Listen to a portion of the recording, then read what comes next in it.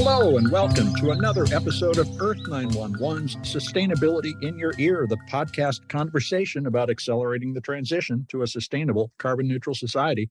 I'm your host, Mitch Ratcliffe, and thank you very much for joining us today. Compostable products and packaging could contribute to cleaning up the world, or when they're made irresponsibly using PFAS, compostable products could pollute the soil with these forever chemicals, the PFAS that are linked to the loss of fertility in women, developmental delays in children, and various cancers. Today, we welcome back Erin Levine, Resource Recovery Manager at Centric, who last joined us in November to discuss municipal and state-level composting progress in California. Centric makes PFAS-free certified compostable food service and packaging products. And Erin's East Coast-based recovery program colleague, Elly, who recently joined the company, also will be in the conversation today. Since we last talked, composting progress has been mixed. For example, California continues to expand its composting capacity to enable curbside pickup of food waste and compostable packaging across the state. On the other hand, Colorado recently limited what can be sent for composting in the state to just food waste. Compostable packaging will not be processed.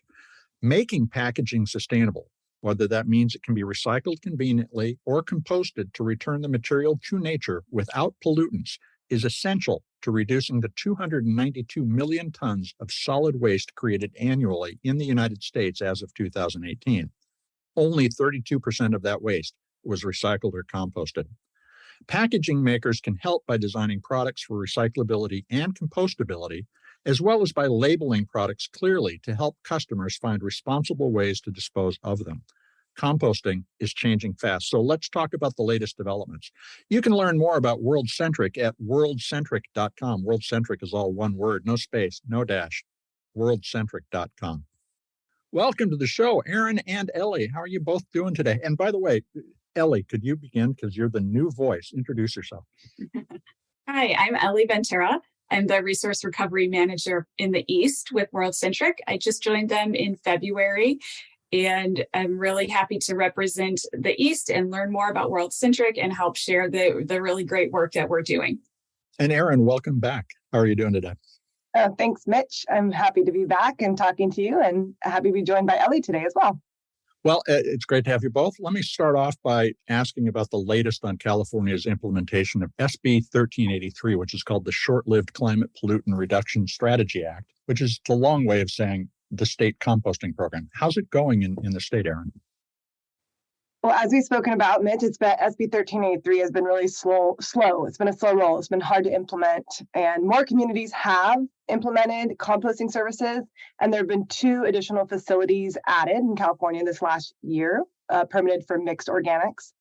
However, we're still left with inadequate capacity at all of our permitted facilities to handle the amount of organics.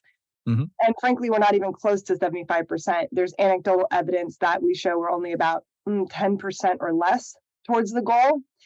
But CalRecycle is conducting a waste characterization, and they're hoping to determine a benchmark. And what they do is they try to get a representative sample of landfilled materials and sort it to determine how much organic material is still being trashed. So we're a long ways away, and we really do need to increase our facilities. We need, but the main issue there is with permitting. Mm-hmm. So there's a lot of challenges that entities are facing related to the working with the air board, the water board, local enforcement agencies. There's just a lot of challenges. It takes many years oftentimes to permit these. So that is the main challenge.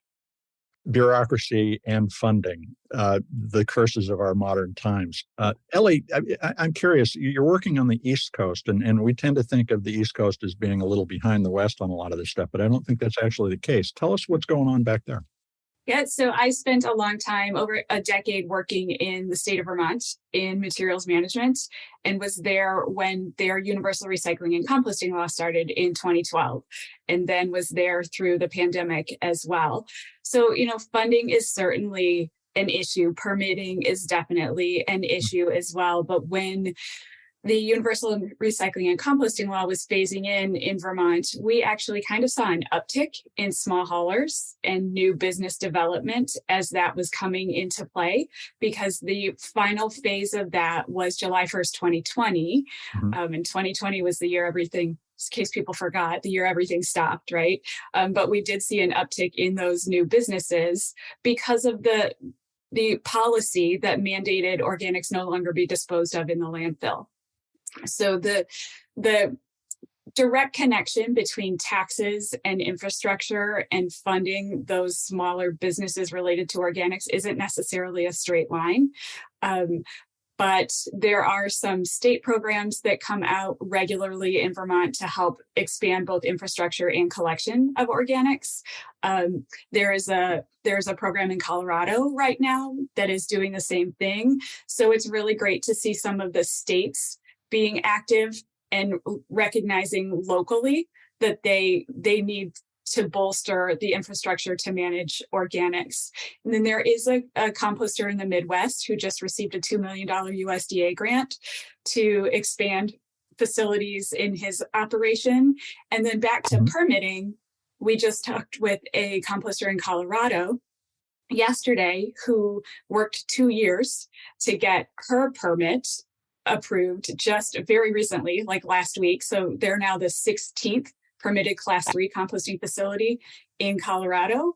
So that's the first new one to be permitted there in about 5 or 6 years. So there's a whole host of influences on the expansion of infrastructure for us as a country. Erin and I are fortunate that we get to help people identify where they can expand, help them learn about funding opportunities, and really get to understand better what their business operations are so that we can all work together to really manage organics in a responsible way to help really make an impact positively on our current climate status.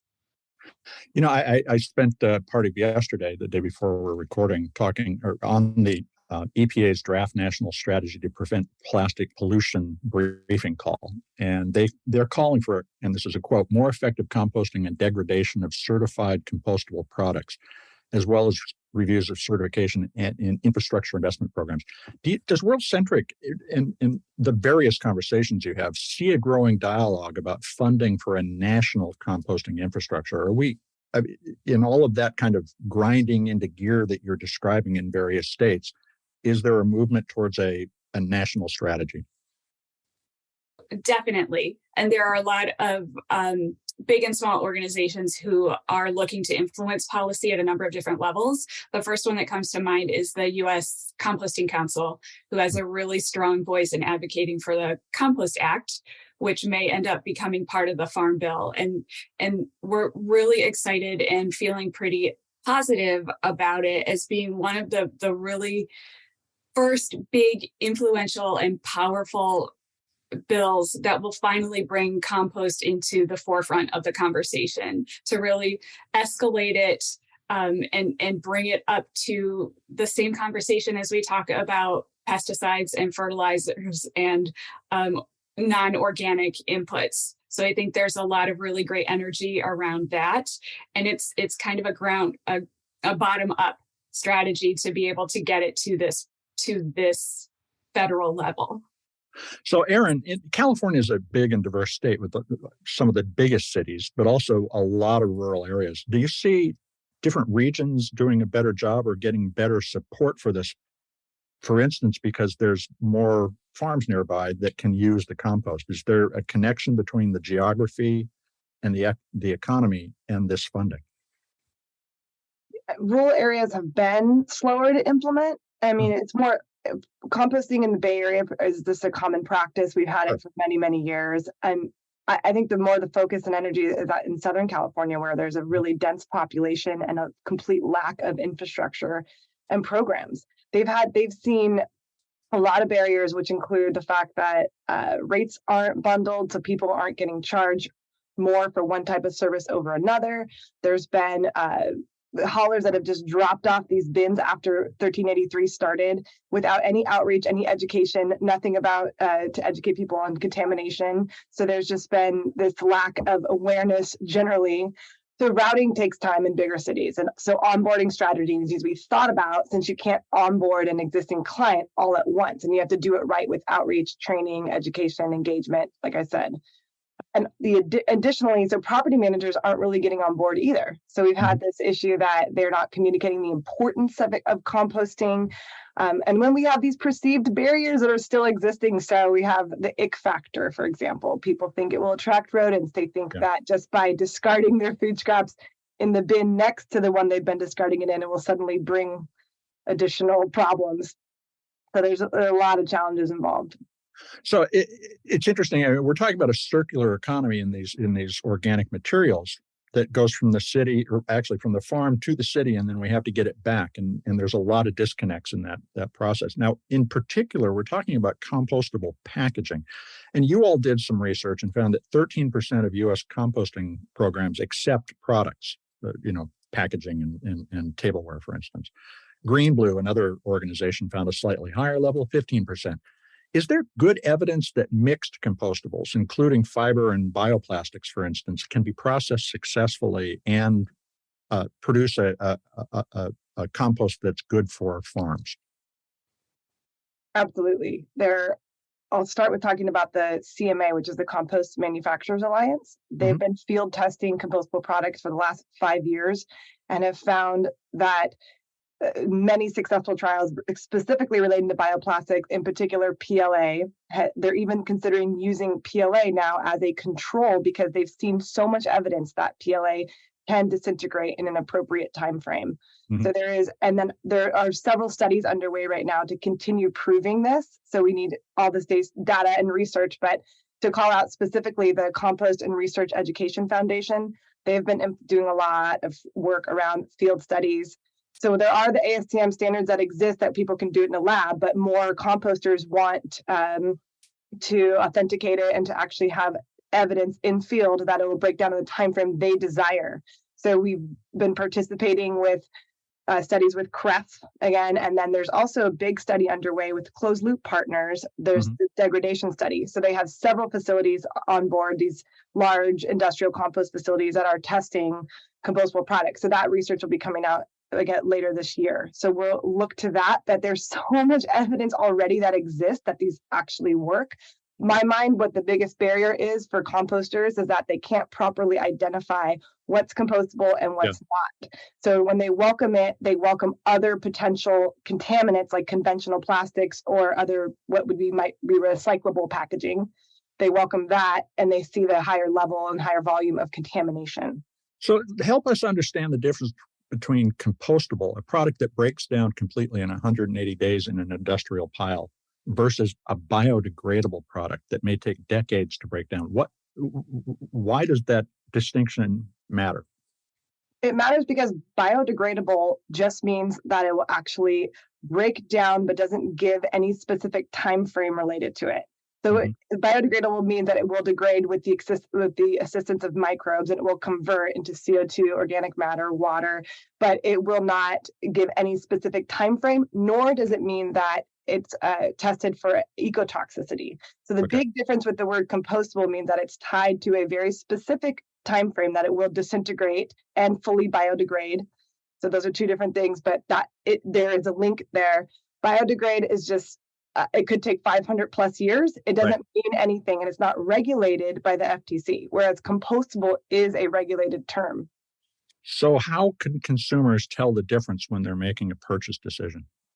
Well, look for the call out of the word compostable, because if you claim that and you're a food packaging company, it's meaningful. That means that you've done your due diligence in testing or field testing, lab testing or field testing to prove that your product can break down in the time frame desired.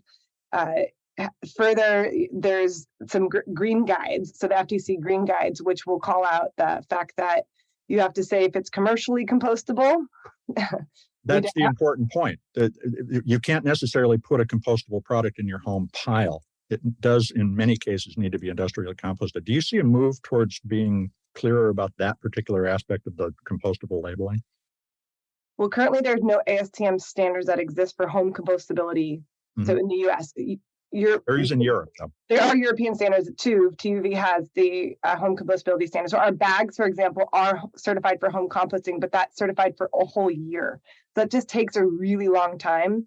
The difference, so if BPI, which is the Biodegradable Products Institute, along with ASTM, are looking into standards that it would comply for home compostability. But systems are so highly variable that it's a really big challenge to identify. Whereas a commercial compost facility is prescribed, it's meticulously managed, they have to achieve high heat, they have a full-time staff that are dedicated to making these piles become a soil amendment in a certain time frame. So there's just a home compostability, there's such high variability that it's such a challenge. But again, if you see the compostable label, that does mean that it's tested though for ecotoxicity. So it's not unsafe for your home compost pile. We just can't, as a company, certify it and say, yes, it will break down in a certain time frame.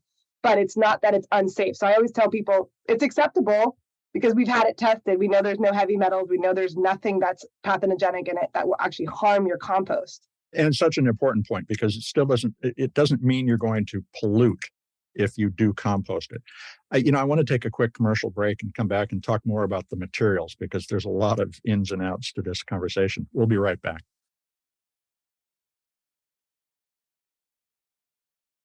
And now back to the discussion with Erin Levine and Elly Ventura. They are resource recovery managers at Centric, a Roanoke Park, California-based maker of certified compostable food service and packaging products. Now, Centric has embraced PLA, polylactic acid. It's a bioplastic, and you use it as a liner for takeout containers and cups. It breaks down into completely organic material that can be used in gardens and farming when industrially composted.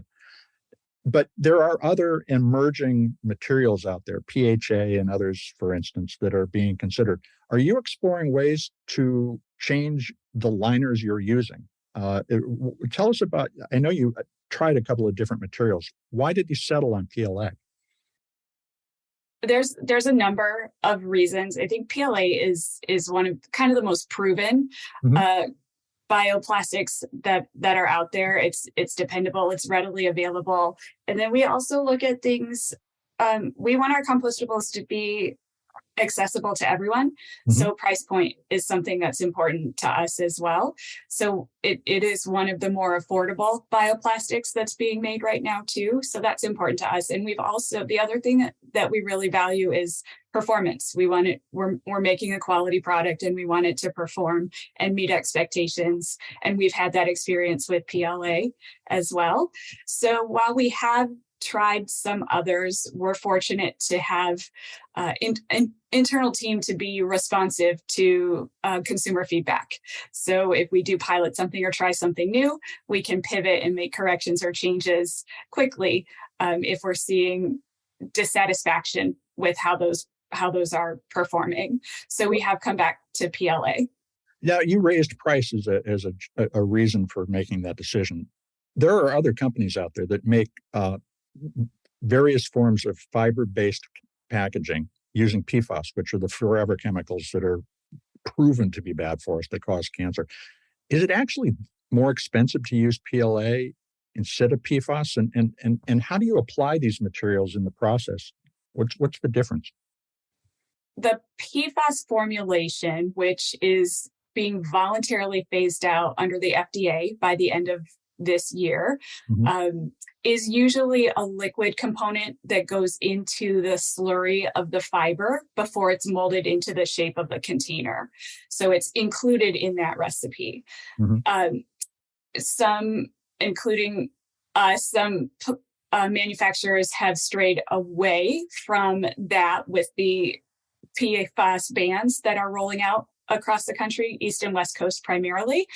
So instead of including that liquid formulation into the slurry, the shape of the container is made, and then a PLA film is almost like ironed on top of it to provide that grease and moisture barrier resistance. So from a manufacturing perspective, that's an extra step, right? You have to form the shape, and then you have to iron on the PLA film. So from an expense point, just in the building of the container from a one-step mold with the slurry to an application of a film post shape, that can increase costs.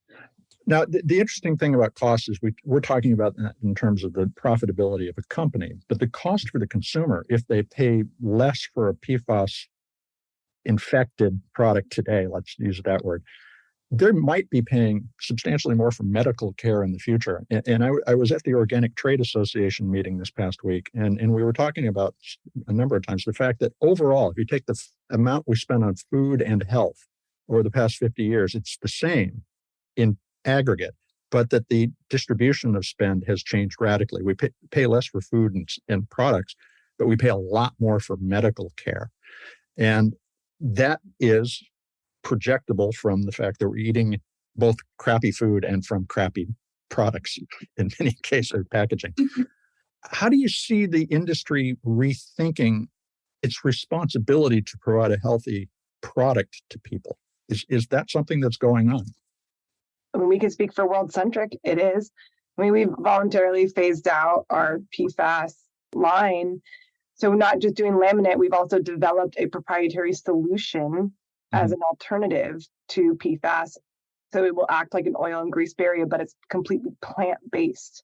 So we have voluntarily decided that even though these bans are in place in certain states, that we would take it out completely of our products, all of the molded fiber items. So we are highly concerned. It is a priority item for us this year. And it took 6 years in development to actually come out with this solution. So you can tell by the investment, and we've made an innovation that it's a high.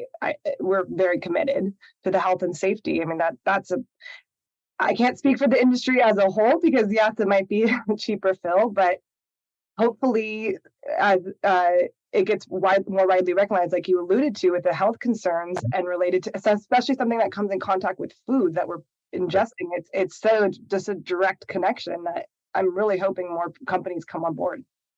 Yeah, the idea that somebody would microwave something in a PFAS container, which essentially would move the PFAS from the material into the food, is frightening.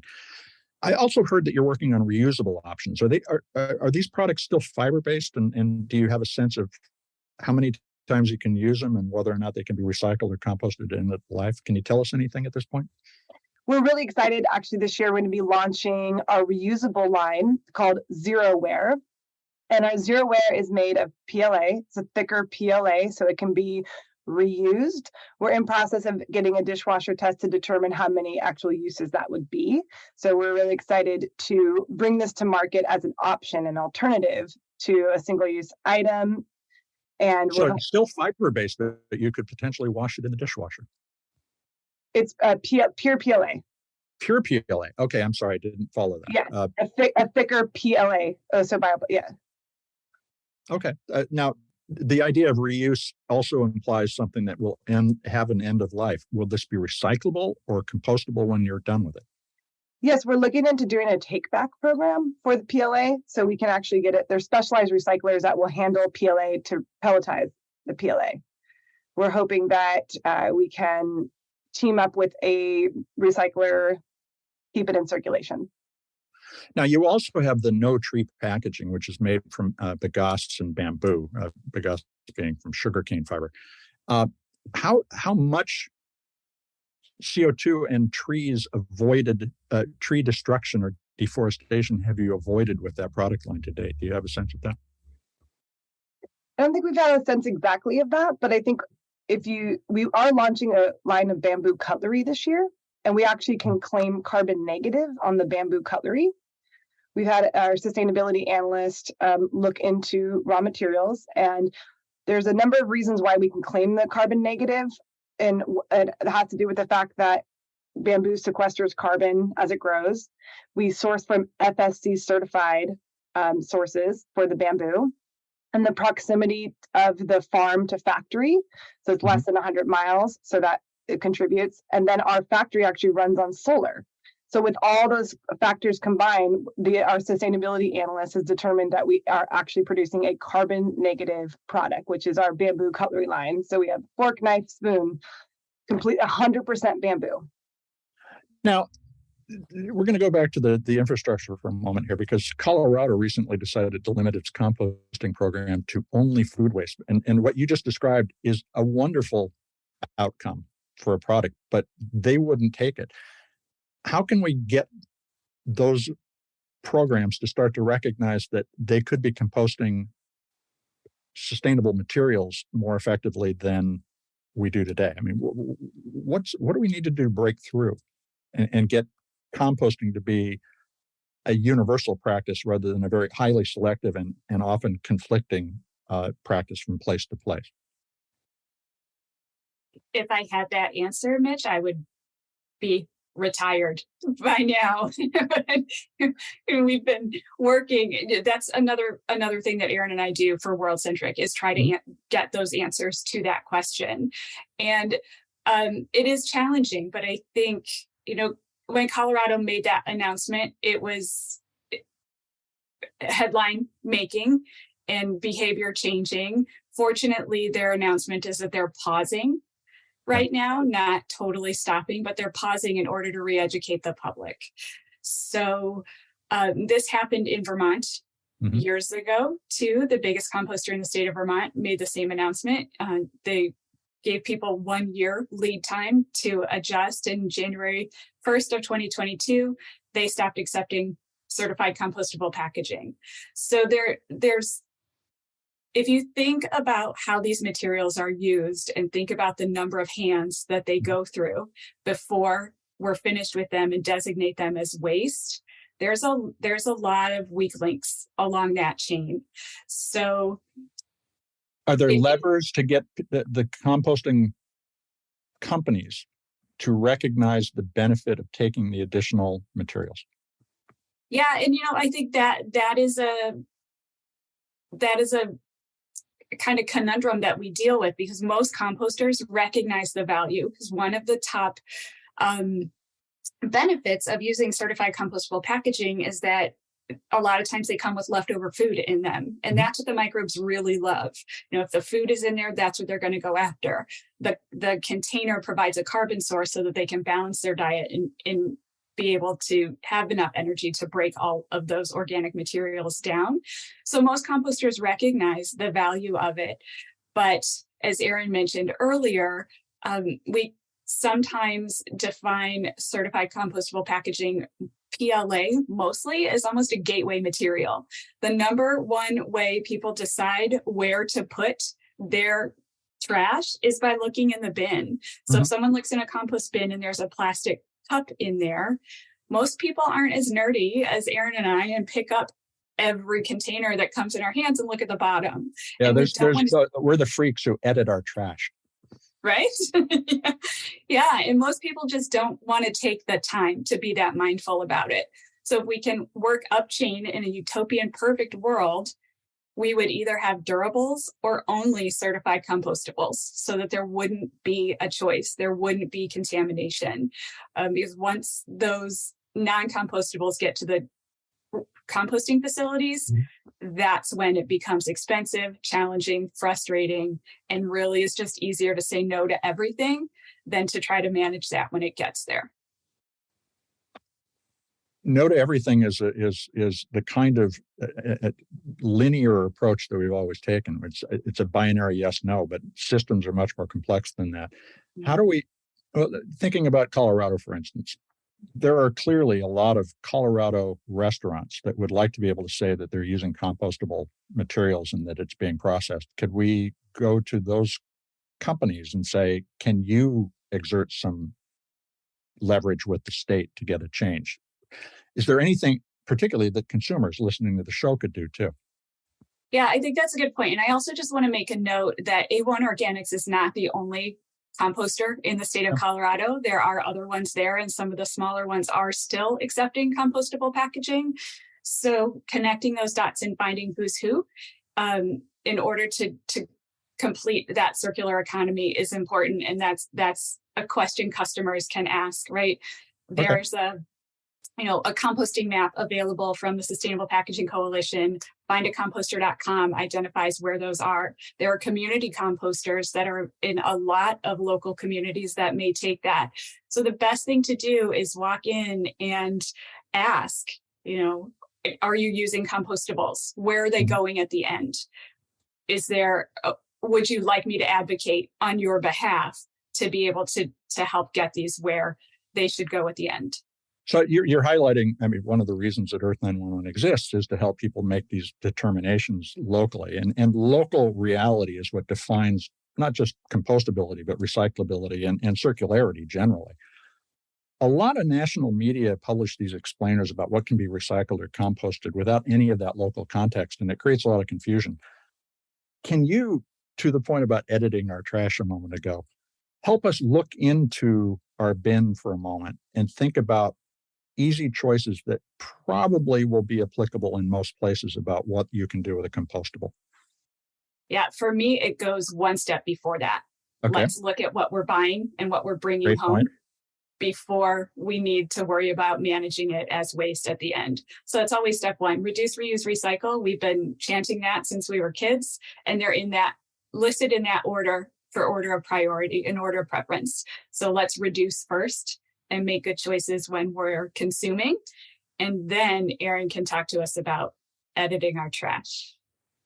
Well, I just want to speak to what we at World Centric, like how we design. I think you alluded to this a little earlier, Mitch, about the designing of compostables. And I really do think that by trying to clearly distinguish our product as compostable just by the materials we choose. For example, we do unbleached fiber, so it has that really earthy looking feel and touch. So I feel like people are a little more connected and maybe instinctually know that that's compostable. I would hope that at least people have make that connection specifically to fiber, of course, but that in my mind is a big distinguishing factor that the look and feel, and that making it distinguish is a huge part of what we try to do to make our product hopefully proper end of life discarding, which is the compost system. Well, and you're making a critical point that the design itself has to convey the full life cycle of the product in some sense. And that earthy look, I know what you mean. I look at that and I go, okay, I know that's probably not bleached in the first place, which can pollute the compost and do worse things down the line. Do you see, as you think outward, say 10 years from now, an environment in which we will not have to make those decisions because either the infrastructure will be fully realized or the design of materials will convey that clear next step simply based on how they look and feel? The composting industry is pretty young. We're still figuring it out as we go along. And I think that right now, composting is getting a lot of attention and conversation locally and nationally. And we're working on things and talking about things like labeling, right? For the benefit of the consumer, so they can make the right choice at the bin, but also for ease of the composter. When you're looking at 30 tons of organic material all mixed together and you're sitting in a loader, 7 feet up in the air, you can't necessarily see identity on a clear plastic cup. So working from that end, and now that we are getting attention for funding expansion of composting facilities, I'm feeling optimistic. 10 years down the road, we'll start to get there. And your take-back program that you were talking about for the new PLA reusable is a great example of taking the complexity out for the consumer. But it does ultimately lie with each of us, it sounds like, to make these distinctions. It does. I want to mention that there have been advancements like Washington and now California and Colorado and even Canada as a country have called out tinting or making the product more identifiable or distinguished by a color. Right. And so Washington State, for example, has gone to beige brown or green. Colorado is saying green now to really help the consumer and the composter alike to identify that product is compostable. So I think with the proper labeling identification scheme, and especially if it could be universal, like right. I think Canada is doing it right because they're trying to do it countrywide. We're doing it a little bit more patchwork and state by state, which is frankly confusing and can get really ugly and be inefficient. So I don't know why we can't just team together and make this more of a union of, across the country. Oh, if only we could address that across all the issues that we are divided over. Oh, absolutely. But this is a particular one having to do with our waste. So and relatively easy in the sense that you're talking about. Although, of course, I can imagine green cups coming out from all sorts of organizations if there isn't a prohibition on using green. And that's right. And to limit the greenwashing, I think that's the most important thing you need to have the scientific evidence behind it if you're going to make those claims and you're going to color your product that. Otherwise, they need to be heavily fined if they are not in compliance and contributing to this misinformation. I think that's the next conversation we'll have, because you just said something that requires a lot of unpacking. Tell us how listeners can follow along with what World Centric is doing. Great content on social these days. So follow us at World Centric. We're on all of it: Instagram, Facebook, LinkedIn, and we have articles on our blog called Earth Matters at worldcentric.com. So we're writing a lot of opinion pieces about the industry and what's happening. But give us a follow. We'd love to get your comments, feedback, anything to help our industry move forward. Well, Elly and Erin, thank you so much for spending time with us today. It's been a pleasure. Thanks, Mitch. Thank you, Mitch. We've been speaking with World Centric's resource recovery managers for the Eastern and Western United States, Elly Ventura and Erin Levine, respectively. You can learn more about World Centric and shop for compostable products at worldcentric.com. World Centric is all one word, no space, no dash, worldcentric.com. The coordination of the evolution of systems is the hard part of sustainability.